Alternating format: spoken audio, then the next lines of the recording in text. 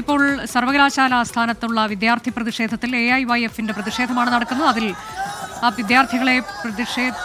പ്രതിഷേധിച്ച വിദ്യാർത്ഥികളെ police arrest ചെയ്ത് മാറ്റുകയാണ്. വാഹനത്തിലേക്ക് കയറ്റിയിരിക്കുന്നു. തത്സമയ ദൃശ്യങ്ങളാണ് കാണുന്നത്. മനീഷ് മഹിപാൽ വിവരങ്ങളുമായി. മനീഷ്, മുഴുവൻ പ്രവർത്തകരെയും പോലീസ് മാറ്റുകയാണെന്ന് തോന്നുന്നു.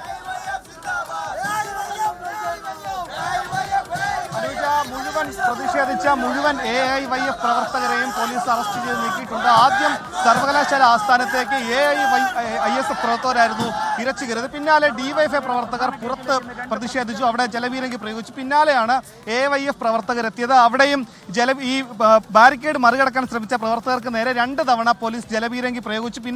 പിന്നാലെ അതിന് മുൻപിൽ കുത്തിയിരുന്ന AIYF പ്രവർത്തകരെ, നിലവിൽ 20ഓളം AIYF പ്രവർത്തകരെ പോലീസ് അറസ്റ്റ് ചെയ്ത് നീക്കിയിട്ടുണ്ട്. അങ്ങനെ 2 യുവജന സംഘങ്ങളുടെ പ്രതിഷേധമാണ് ഇന്ന് രാവിലെ ഈ സർവകലാശാല ആസ്ഥാനത്തിന് മുൻപിൽ നടന്നത്. അകത്ത് ASFന്റെയും പുറത്ത് AIYFന്റെയും DYFIയുടെയും പ്രതിഷേധം. അനൂജ, പ്രതിഷേധക്കാരെ പോലീസ് അറസ്റ്റ് ചെയ്ത് നീക്കുകയാണ്. അല്പസമയം മുൻപാണ് AIYFന്റെ പ്രതിഷേധം നടന്നത്. ആ പ്രതിഷേധിച്ച വിദ്യാർത്ഥികളെ പോലീസ് വാഹനത്തിലേക്ക് കയറ്റിയിരിക്കുന്നു. ഇന്ന് രാവിലെ സംഘർഷഭരിതമായിരുന്നു സർവകലാശാല പരിസരം.